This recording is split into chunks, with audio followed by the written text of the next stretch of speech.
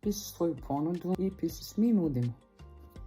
Piše propalo. U samom startu to je greška. Zašto?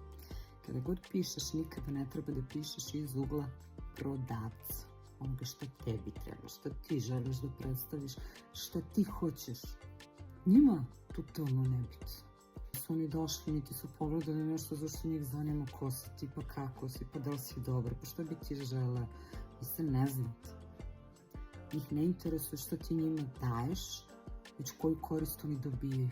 Uvek piši iz ugla kupca. Zato moraš da uradiš target grupu i da znaš šta misli taj neko ko želi da kupi, šta hoće, koji problem ima, zašto želi da ga reši. Dajem ti primjer. Ja sam copywriter i sad ja napišem nudim tekstove, umesto toga napiši dobit ćeš tekstove koji prodaju dok ti spavaš. Dao si rešenje problema i korist direktnu za tvoju target grupu. Nudim si na prvom mjestu ti. Ne postoji ja, ako želiš dobar marketing. Uvijek je ti. Ako želiš da saznaš više, obavezno me zaprati.